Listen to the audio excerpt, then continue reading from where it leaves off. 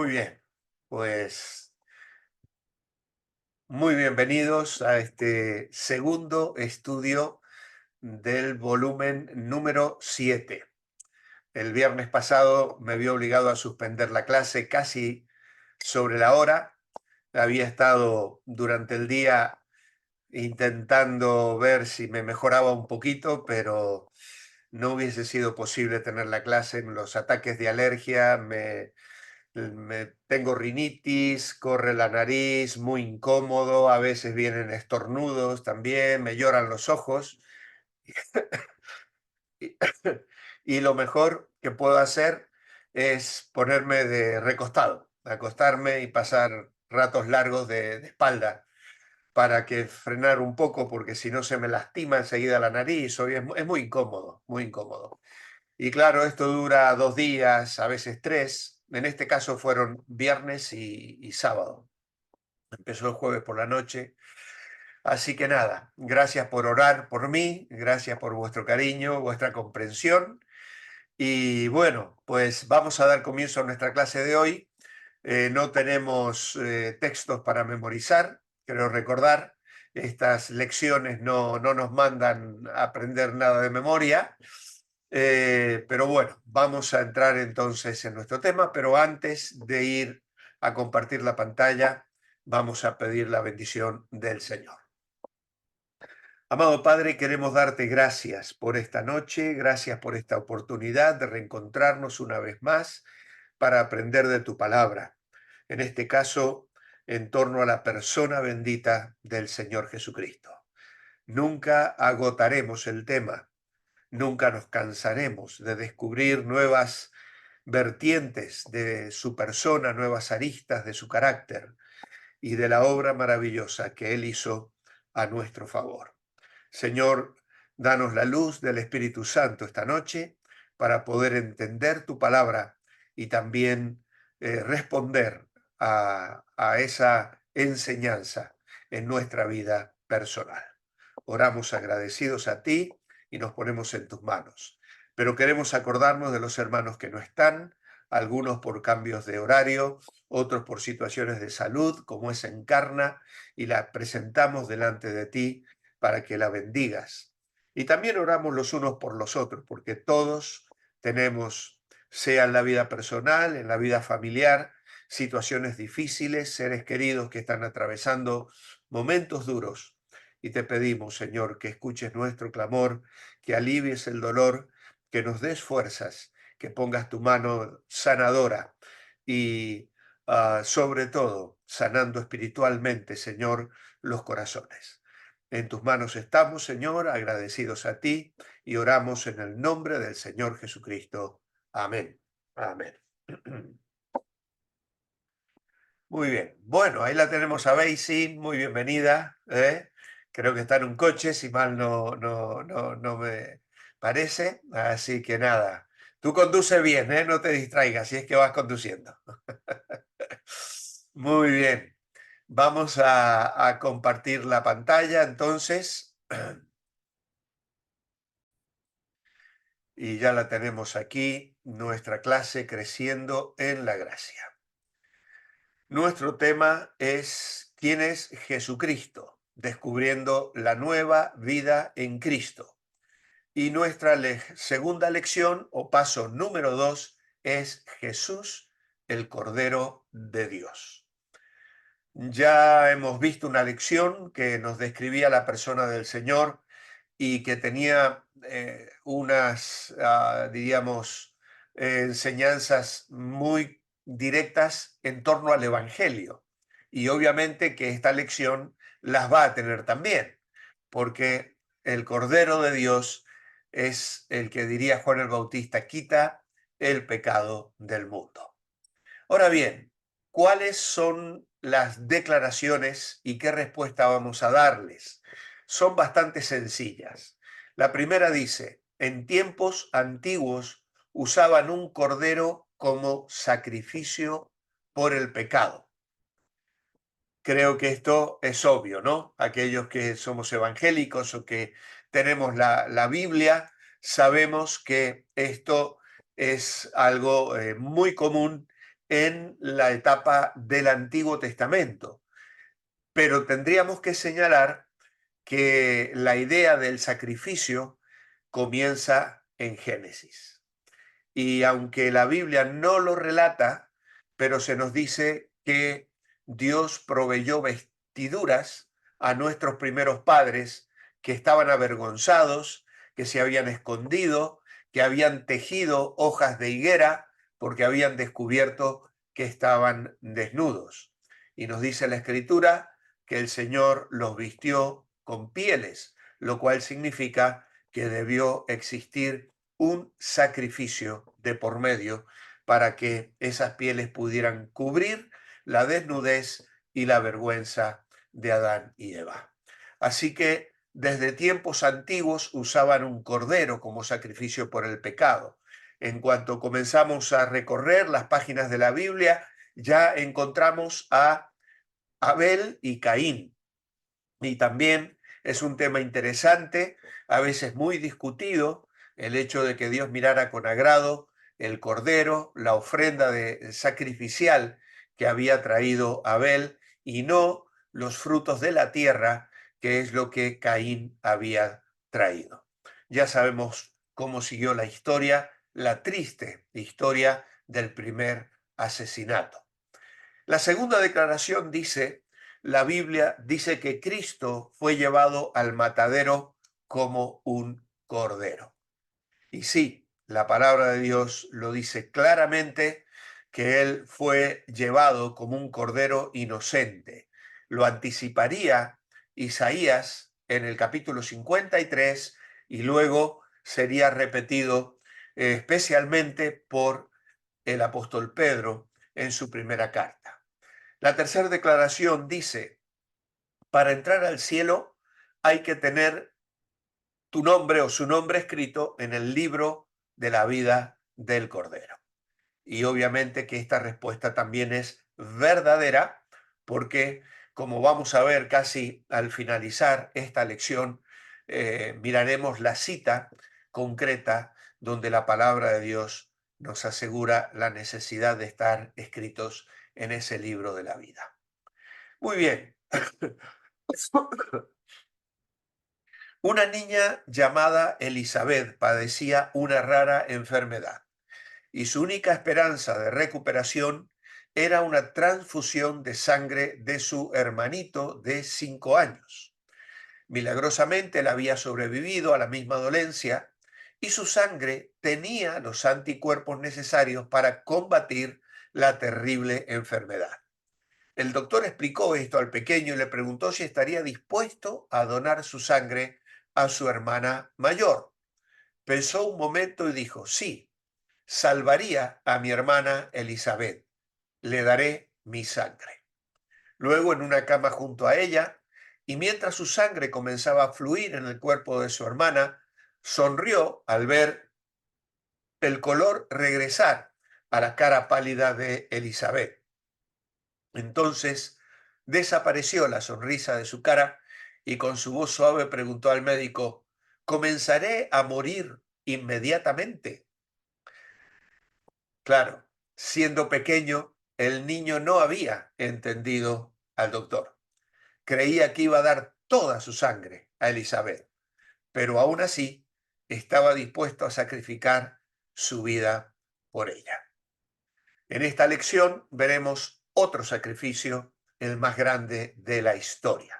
Bueno, esta historia que acabamos de leer es una historia que yo he leído ya y me ha llegado a mí en otras ocasiones, incluso la he usado en alguna ocasión para describir el amor, ¿no? La entrega, la disposición de este niño de dar su vida por su hermana mayor.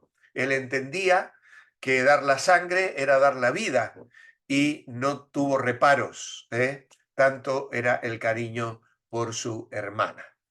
Ahora bien, vamos a entrar a describir otro sacrificio al que Juan llamó el Cordero de Dios. Juan 1:29 dice que al día siguiente vio Juan a Jesús que venía a él y dijo, he aquí el Cordero de Dios que quita el pecado del mundo.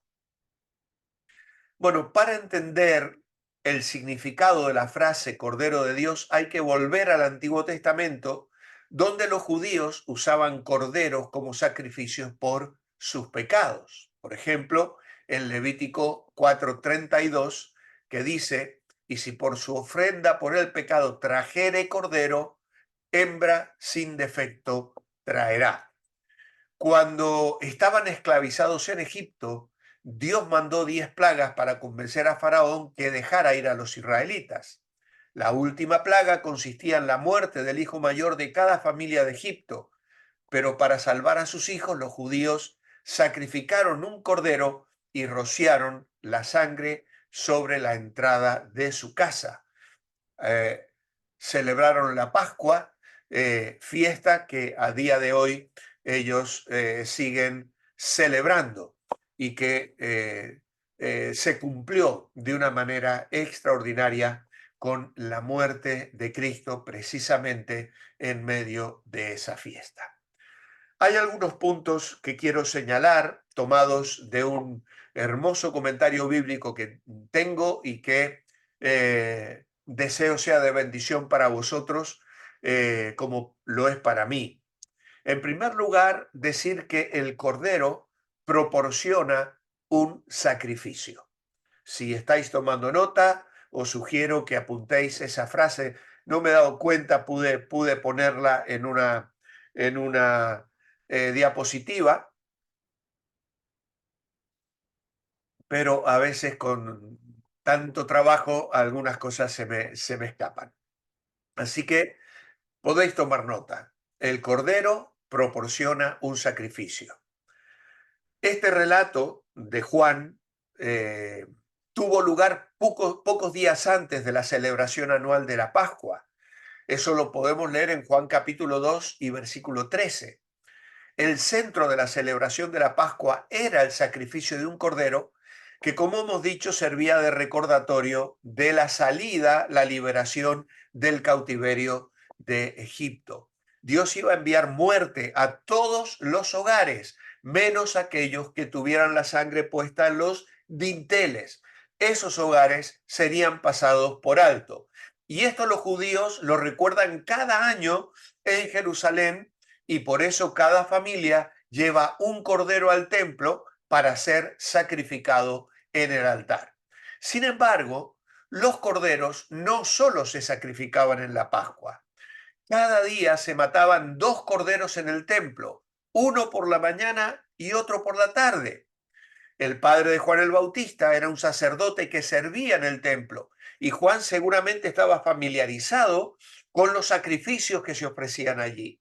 Su padre había regresado cada día con las ropas manchadas de sangre de los corderos sacrificados. Ahora, ¿por qué había que sacrificar 2 corderos todos los días? Porque esa muerte era necesaria a causa del pecado.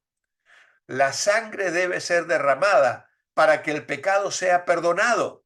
Y estos corderos señalaban al que sería enviado por Dios para derramar su sangre una vez, para siempre. Lo explicará Hebreos capítulo 7 y versículo 27. Así que había que proporcionar un cordero. Teníamos, como dice el título, traer un cordero que proporciona un sacrificio. Y Jesús fue el cordero enviado por Dios para ofrecer su vida como sacrificio. Y por eso Isaías escribió de él, fue oprimido, afligido, no abrió su boca, como cordero que es llevado al matadero, y como oveja que ante sus trasquiladores permanece muda, él no abrió su boca. En segundo lugar, el punto B es que el cordero proporciona un sustituto. Si el cordero proporciona un sacrificio, pero también el cordero proporciona un sustituto. ¿Quién era el responsable de traer un cordero como sacrificio por el pecado? El pecador. Pero ¿quién trajo este cordero para ser sacrificado? Y esto es lo maravilloso. Dios lo hizo. ¿Él necesitaba de un sacrificio? No, él no necesitaba que sus pecados fueran perdonados, porque Dios no cometió nunca, jamás, ni habrá de cometer nunca un pecado. Sin embargo, ofrecía su cordero, su propio hijo, como sustituto. Nosotros deberíamos pagar el precio de nuestro pecado, pero Dios proporcionó una vía de escape. Envió un cordero que podía pagar perfecta y completamente la pena por nuestro pecado. Y así podemos decir que Jesús, el Cordero de Dios, murió en nuestro lugar por nuestro pecado. Es el único cuya muerte fue suficiente para pagar la pena por nuestro pecado. Por eso Juan dijo que quita el pecado del mundo. Él no es simplemente un Cordero de Dios, es el Cordero de Dios. Solo a través de Jesús podemos encontrar el perdón de nuestro pecado. Tal vez si prestas atención al contexto de las preguntas que los religiosos le hacen a Juan el Bautista en el capítulo 1, notarás que los líderes religiosos no le preguntaron a Juan si era el Cordero de Dios. ¿Qué le preguntaron? ¿Eres tú el Mesías? ¿Eres un famoso profeta? Pero no el Cordero. Me pregunto si es porque buscaban algo más que un Cordero.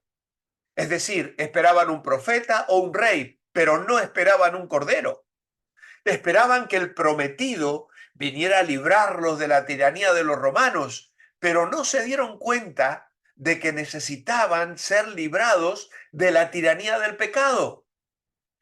Me pregunto si no preguntaron por el Cordero porque en realidad no tenían conciencia de su propio pecado. Tenían razón al esperar un rey, porque Dios se lo había prometido. David había escrito: habrá un justo que gobierne entre los hombres. Moisés había dicho: profetas les levantaré de entre vosotros, etc. Pero no prestaron mucha atención a los profetas. Antes que el rey subiera al trono, primero debía pasar en el altar. Antes de venir como líder conquistador, debía venir como cordero crucificado. Lo único que le interesaba a los líderes religiosos era ver al león de Judá. Y por sus ansias y su expectativa errónea, no vieron al que vino primero como el Cordero de Dios. John Piper, que es un famoso predicador americano, escribe sobre esto y dice: el león de Judá venció porque estaba dispuesto a actuar como cordero. Entró en Jerusalén el domingo de Ramos como un rey de camino al trono y salió de Jerusalén el Viernes Santo como un cordero de camino al matadero. Expulsó a los ladrones del templo como un león que devora a su presa y luego al final de la semana entregó su majestuoso cuello al cuchillo y sacrificaron al león de Judá como a un cordero de sacrificio. Pero más tarde vamos a Apocalipsis 5 y vislumbramos allí brevemente la adoración de Jesús en el cielo. ¿Y qué oímos? El león de la tribu de Judá ha vencido. Pero entonces nuestros ojos miran hacia arriba y no vemos a un león, sino a un cordero de pie y con aspecto de haber sido sacrificado. A su alrededor la gente canta: el cordero que fue inmolado es digno. Apocalipsis 5:12. Jesús venció el pecado, la muerte y el infierno, sacrificándose como nuestro sustituto. Fue un cordero ofrecido por Dios por nuestro pecado. Así que el cordero proporciona sacrificio, el cordero proporciona sustituto porque fue nuestro sustituto. No podíamos nosotros morir como corderos ni pagar por nuestra salvación, pero Él fue el que nos sustituyó. Y finalmente el cordero proporciona satisfacción. Aquí tenéis otro apartado, punto C. El cordero proporciona satisfacción. El sacrificio de Jesús satisface plenamente las exigencias de la justicia. Tu pecado y el mío exigen castigo, pero la muerte de Jesús cumple el castigo que exige la justicia. Dios es misericordioso y bondadoso, pero también es justo y santo. Debido a su justicia, nosotros como pecadores viles, sucios, impuros, no podemos entrar en su presencia. Además, su santidad exige que su justa ira se derrame sobre el pecado. Como pecadores, somos objeto de la ira de Dios esperando un día en el que la furia de Dios se derramará sobre nosotros.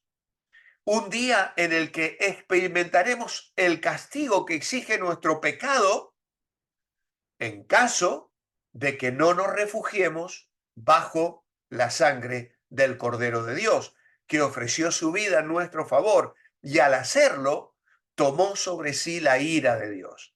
Romanos 5:9 dice, entonces mucho más, habiendo sido ya justificados por su sangre, seremos salvos de la ira por medio de él.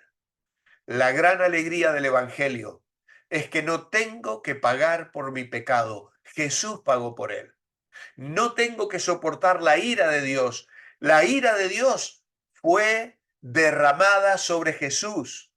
Jesús vino a quitar el pecado del mundo, a satisfacer completamente la justicia de Dios. Nuestro pecado ya no puede ser considerado contra nosotros. Por eso el mensaje de Juan era un mensaje de esperanza.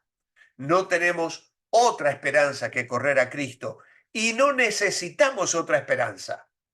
A través del sacrificio de Jesús, nuestro pecado ha sido eliminado para siempre. Nuestra culpa ya no permanece. Somos libres del poder y del castigo del pecado. Qué bendición, amados hermanos. Antes de ayer estaba visitando a una familia que ha comenzado a venir a la iglesia y esta familia estaba sola mujer, las hijas estaban en otra habitación, pero le pregunté, hermana, si usted muere esta noche y se presenta delante de Dios, y Dios le dice, ¿por qué debo dejarte entrar al cielo? ¿Tú qué le responderías? Bueno, ella se quedó pensando y dijo, bueno, yo soy buena persona. Yo trato de ayudar a todo el que puedo. Yo trato de hacer buenas obras. Y yo le dije, hermana, mala cosa, mala cosa. Porque no nos valen nuestras buenas obras. La única razón por la que usted o yo podemos entrar al cielo es porque hubo otro que pagó por nuestro pecado. Cristo murió en nuestro lugar. Y esa es la única razón. Yo hago buenas obras, pero no para entrar al cielo, sino porque ya tengo asegurado el cielo. Hago buenas obras porque Cristo vive en mí, porque el Cordero de Dios derramó su sangre para que mi pecado fuera quitado. Y ahora yo puedo argumentar delante del Padre que hay un sustituto que lo proveyó Él, el Padre, que me sustituyó en el castigo que yo merecía y que satisfizo plenamente las demandas de la santidad de Dios. Y bajo la cobertura de su obra y de su sangre, tengo acceso a la presencia de Dios. Desde el tiempo de Adán, los hombres, bueno, acá me falta algo, a ver qué ha pasado. Bueno, me he saltado el punto 2, lo lamento, ¿qué puede haber pasado aquí? Bueno, y eso que lo repasé hoy y no me di cuenta que faltaba esto. Pero lo voy a leer, vosotros lo tenéis delante también, supongo. Desde el tiempo de Adán, los hombres han sido secuestrados por el pecado. ¿Cuál fue el precio de nuestro rescate? ¿Oro y plata? No. Según 1 Pedro 1:18, el precio era mucho más alto, 18 y 19. Dice, sabiendo que fuisteis rescatados de vuestra vana manera de vivir, la cual recibisteis de vuestros padres, no con cosas corruptibles como oro o plata, sino con la sangre preciosa de Cristo, como de un cordero sin mancha y sin contaminación. Así que según 1 Pedro el precio era mucho más alto. Y el verso 19 dice que fuimos rescatados de nuestra vana manera de vivir por la sangre preciosa de Cristo, ¿eh? Sino con la sangre preciosa de Cristo como de un cordero sin mancha y sin contaminación. Como sabéis, en la antigüedad un esclavo era redimido cuando alguien pagaba el dinero para comprar su libertad. Dios pagó nuestro rescate para librarnos de la tiranía del pecado, no con dinero, sino con la sangre preciosa de su Hijo. Y ese sacrificio por nuestros pecados no fue algo que se le ocurrió a Dios una vez que creó el mundo y cuando vio que nos rebelábamos contra Él. La Biblia nos dice que era un plan establecido por el Dios omnisciente y eterno antes de que el mundo fuera creado. El verso 20 dice, ya destinado desde antes de la fundación del mundo, pero manifestado en los postreros tiempos por amor a vosotros. Así que, qué bendición debió ser para los creyentes judíos enterarse de que la venida de Cristo y su obra de salvación fueron planeados por Dios mucho antes de que empezara el mundo. Y eso les dio la seguridad de que la ley no fue descartada porque no dio resultado, sino porque tanto la ley como la venida de Cristo eran parte del plan eterno de Dios. Y Primera de Pedro 2:24 explica que Cristo llevó nuestros pecados en su cuerpo sobre el madero, sobre la cruz. Nuestro sacerdote no nos costó nuestro rescate no nos costó nada a nosotros, pero para Jesús el precio fue sumamente caro. Él tuvo que dar su vida y recibir sobre sí el castigo que cada uno de nosotros merecía. Ahora sí tenemos el punto 3. Isaías 53 nos dice que aquí se presenta a Cristo como el Cordero de Dios, aunque dio su vida por nosotros. ¿Cómo lo trataron? Bueno, el pasaje creo que todos lo conocemos bien. Despreciado y desechado entre los hombres, varón de dolores, experimentado en quebrantos, fue menospreciado, no lo estimamos. Le tuvimos por azotado, por herido de Dios y abatido. ¿eh? Molido por nuestros pecados. El castigo de nuestra paz fue sobre él. Así que en la historia del mundo nunca ha habido mayor ejemplo de amor y sacrificio que el de Jesús. Y a pesar de esto, su sacrificio fue despreciado por la mayoría. ¿Es diferente hoy? Pues tristemente tenemos que decir que no, que nada ha cambiado. Nada ha cambiado. Siguen rechazándolo. Unos se burlan, otros son indiferentes y la mayoría son incrédulos. ¿Y usted cómo trata hoy a Jesús? ¿Por qué razón fue herido Jesús? Bueno, Isaías 53:5 dice que fue herido por nuestras rebeliones, molido, aplastado por nuestros pecados. ¿Eh? Puse la N nada más allí porque no me entraba la frase. El verso 6 describe el pecado como la tendencia a dejar los caminos de Dios por ir por los nuestros.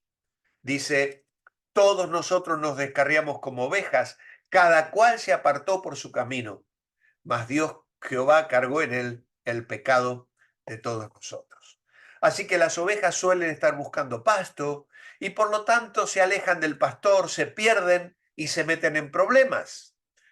Pecar no es solo rebeldía abierta, sino es hacer nuestra voluntad en lugar de hacer lo que Dios quiere.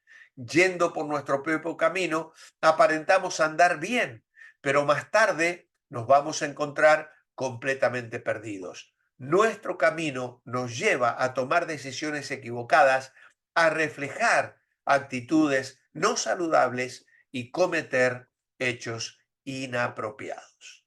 Esto habla de aquel tiempo cuando todavía no conocíamos al Señor, ¿vale? Estamos hablando de los años de vivir descarriados, sin Cristo, sin esperanza, como dice aquí, cada uno descarriado como ovejas se apartó por su propio camino. ¿Cuántos de nosotros nos hemos desviado del camino? Pues absolutamente todos, todos nos hemos extraviado. ¿Qué hizo Dios para hacer posible nuestro regreso al camino? Pues el versículo 6 dice que Dios cargó en él el pecado de todos nosotros. Puso sobre él el pecado de todos nosotros. Y he puesto entre signos de admiración, lo hizo Dios. Y yo recuerdo una predicación del Evangelio en Argentina, que luego también la he predicado en otros lugares aquí en España, pero que lo titulé Lo que hizo Dios, lo que hizo Él, lo que Dios hizo. No podíamos nosotros quitarnos el pecado de encima, no se lo podíamos poner nosotros sobre Cristo. Dios lo hizo. En resumen, decir que Cristo es el Cordero de Dios es presentarlo como el que dio su vida como sustituto por nosotros, tomando sobre sí nuestro castigo. Y entonces aquí tenemos un alto para reflexionar sobre el pecado y yo, cuál ha sido mi caminar diario hasta este momento. Por lo general he caminado por mi propio camino, por el que Dios me ha trazado, o no estoy seguro, y de qué maneras se revela el pecado en mi vida. Pues esta es un momento donde podemos participar, si queréis, alguno de vosotros hacer alguna aportación.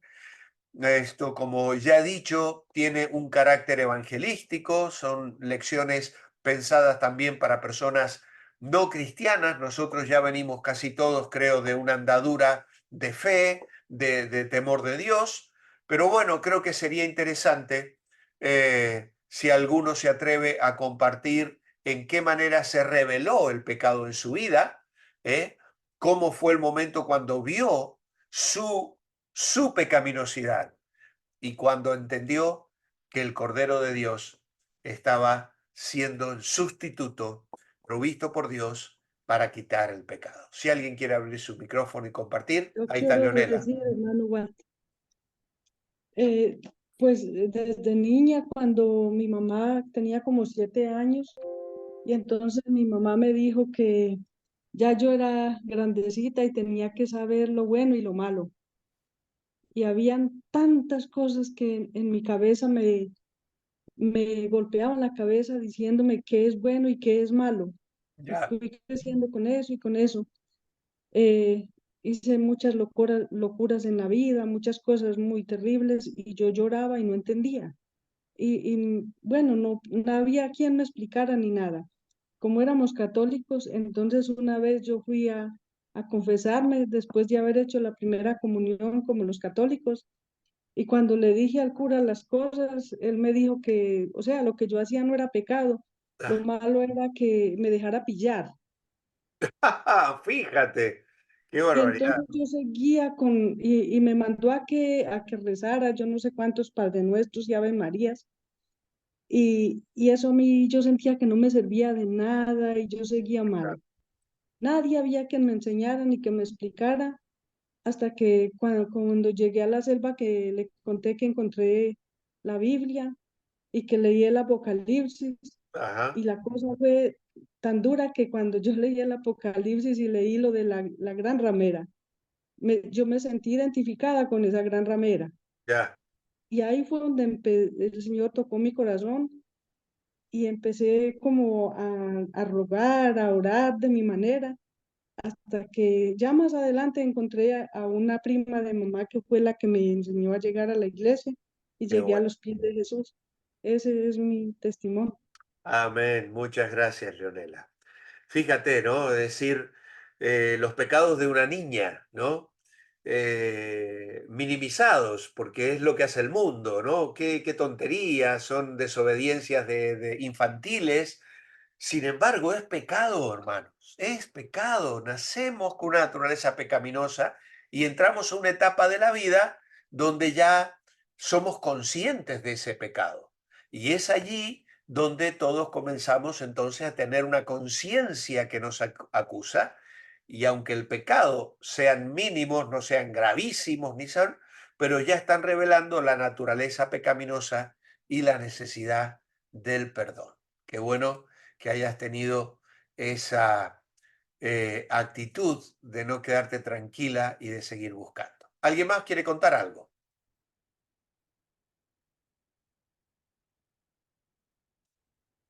Vale, muy bien. Entonces, continuamos.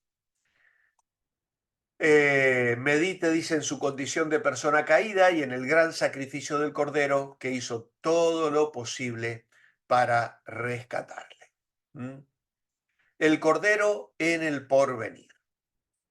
Bueno, aquí se nos lleva a Apocalipsis 12, 10 y 11, donde dice, entonces oí una gran voz del cielo que decía, ahora ha venido la salvación, el poder y el reino de nuestro Dios y la autoridad de su Cristo, porque ha sido lanzado fuera el acusador de nuestros hermanos, el que los acusaba delante de nuestro Dios día y noche, y ellos le han vencido por medio de la sangre del Cordero y de la palabra del testimonio de ellos, y menospreciaron sus vidas hasta la muerte.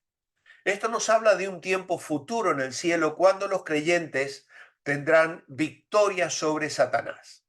¿Qué es lo que nos da la victoria sobre el diablo? Bueno, el versículo 11 dice claramente que ellos le han vencido por la sangre del Cordero y por el testimonio de ellos. Qué importante, qué interesante. A mí me ha llamado mucho la atención al preparar la lección este apartado precisamente, ¿no? Bueno, algunos creen que hasta este momento Satanás tenía acceso a Dios. Si vamos a Job 1:7, vamos a ver a Satanás presentándose delante de los ángeles, delante de Dios, con los hijos de Dios y acusando a Job, ¿no? Y se produce todo aquel diálogo entre Dios y Satanás que le sugiere que Job teme a Dios porque le protege y lo que Satanás estaba sugiriendo era que Dios no era digno de ser amado, que él soborna a la gente para que la gente le ame, etcétera, etcétera, ¿no? De todas maneras, nosotros entendemos que el acceso está limitado. Luego, si vamos a otro pasaje más adelante, descubriremos que realmente ese acceso ya está limitado. Él jamás podrá acusar a su pueblo delante de Dios como hizo las acusaciones contra Job. ¿Por qué? Porque estamos de este lado de la cruz. ¿Eh? Estamos de este lado de la cruz. El golpe crítico a Satanás vino cuando el Cordero Jesucristo derramó su sangre por nuestros pecados.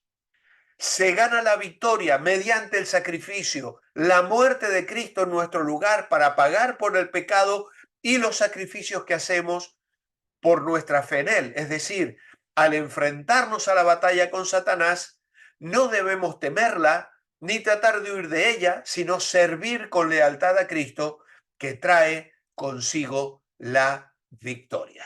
Trae consigo la victoria. Apocalipsis 12:11 proporciona la base o fundamento de nuestra salvación a través de una hermosa y magnífica declaración. Los que siguen al Cordero, el Cristo de Dios, han vencido, se han hecho victoriosos sobre el dragón. ¿Y cómo hemos vencido? Pues por estos dos motivos de nuestra victoria: la sangre del Cordero y la palabra de nuestro testimonio. Y esto tiene que ver con nuestra fidelidad al Evangelio. Es decir, dar testimonio es compartir el Evangelio, abrazar el Evangelio, vivir el Evangelio. El poder de la sangre de Jesús es ciertamente suficiente para nuestro pecado. También es suficiente para la muerte de un mártir, por ejemplo. De hecho, la lealtad del Hijo de Dios al Cordero que derramó su sangre es atestiguada por su fidelidad incluso hasta la muerte. Este versículo declara bellamente que su amor por el Cordero fue mayor que su amor por su propia vida. Es decir, la lealtad del Hijo de Dios fue tal que oró: Padre, si es posible, pasa de mí esta copa, pero no se haga lo que yo quiero, sino lo que tú. Y este versículo declara bellamente que su amor por el Cordero, por ser el Cordero, fue mayor que su amor por su propia vida. Sorprendentemente, la sangre de los mártires, incluso hoy los que están muriendo en la iglesia perseguida, no muestran el triunfo de Satanás, sino el triunfo de los santos, que ya su aceptación de Jesús y su obra en la cruz les proporciona la victoria sobre el pecado como sobre Satanás. Debido a que nuestros pecados han sido lavados en la sangre del Cordero de Dios, ninguna acusación del diablo puede levantarse contra nosotros. No hemos sido perdonados por lo que somos, hemos sido perdonados por lo que Él es y lo que Él ha hecho por nosotros. Él lavó nuestros pecados con su preciosa sangre, y por una salvación tan grande ponemos gustosamente y como un gran privilegio nuestras vidas a su servicio. Él lo merece, Él lo vale. ¿Cuáles son los únicos que tendrán la entrada al cielo? Y ahora se nos lleva a Apocalipsis 21:27. Y dice allí: no entrará ninguna cosa inmunda o que hace abominación y mentira, sino solamente los que están inscritos en el libro de la vida del Cordero. El lenguaje, bueno, tenemos otra frase aquí en el punto 10 que dice: ¿cuál es el destino de aquel que no tiene su nombre inscrito en el libro de la vida? Y nos lleva a Apocalipsis 20:15.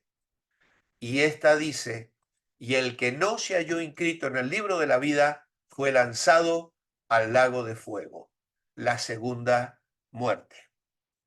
Y aquí quiero destacar que el lenguaje humano es incapaz de describir tanto las glorias del cielo como los horrores del infierno.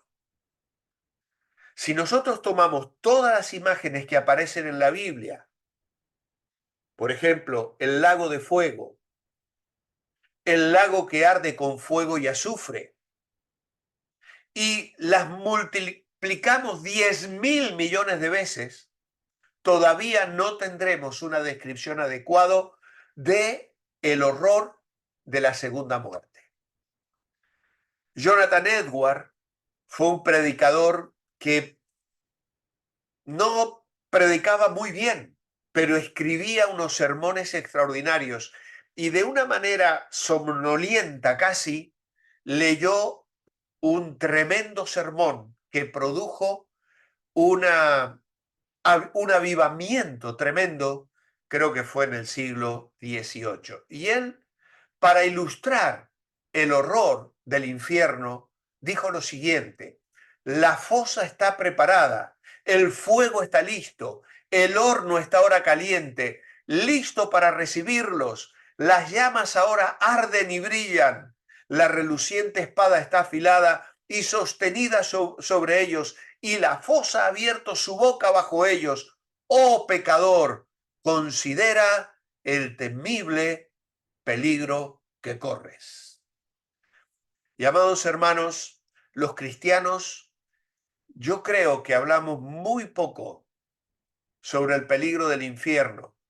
Y no para nosotros, porque ya hemos sido librados de él por la sangre de Cristo, sino para ser estimulados hacia ser fieles en las misiones, en la evangelización, en orar por nuestros seres queridos, vecinos y amigos que no conocen al Señor. Es un motivo indigno predicar sobre el infierno para asustar a la gente en la familia de Dios. Pero lo predicamos porque conmueve los corazones de los cristianos y crea dentro de ellos una preocupación por las personas perdidas. Ningún hijo de Dios redimido puede mirar a través de los ojos de las Escrituras el terrible destino de los perdidos y no tener una grave preocupación por los pecadores en su camino a la condenación eterna. El mandato del profeta cae sobre los hombros de un predicador que puede mirar a través de los ojos de esta gran doctrina a un mundo perdido, dijo un evangelista. La muerte y el Hades, es decir, el cuerpo y el alma unidos, son arrojados al infierno, el lago de fuego. Y esta es la segunda muerte, la muerte espiritual, la muerte eterna, separación permanente de Dios para siempre, solos, atrapados, encarcelados, sin salida, sin segunda oportunidad. A veces los incrédulos dicen, no, yo me quiero ir al infierno porque allí me lo voy a pasar bien. Allí va a haber fiesta en el infierno. Ya, una de las cosas más terribles en el infierno va a ser la soledad. La terrible soledad, la angustia que como un gusano corrompe el alma, la sensación de ansiedad, de depresión y tristeza, de una conciencia sucia, y no solo la soledad de no estar con nadie, sino de no poder tener o contar con la presencia de Dios, porque los perdidos no tendrán ningún sentido de la presencia benévola de Dios, solo su terrible ira. Y al encontrar sus nombres ausentes del libro de la vida, todos y cada uno son arrojados al lago de fuego. Un lenguaje como este no deja lugar a ninguna forma de salvación universal, una segunda oportunidad, o lo que predican los testigos de Jehová, la aniquilación de los malvados. Eso es lo que predican. De hecho, conozco gente que ante el dolor de la muerte de un ser querido y lo terrible de pensar que se había ido al infierno, abrazaron la doctrina de los testigos de Jehová, porque ellos proponen la aniquilación, porque ellos dicen, ¿cómo un Dios de amor podrá durante toda la eternidad estar viendo a gente sufriendo en el infierno? Pero la Biblia dice que los malvados serán atormentados sin descanso, día y noche, para siempre, porque está establecido que las personas mueran una vez y después de esto el juicio.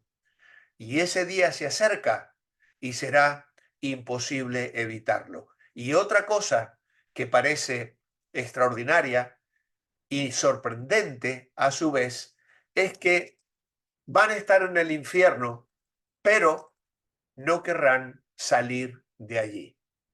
Cuando Lázaro, el rico, le pidió a Abraham que mandara a Lázaro a avisarle a sus hermanos, no suplica por él, no le dice, Padre Abraham, ten misericordia, sácame de aquí, alíviame.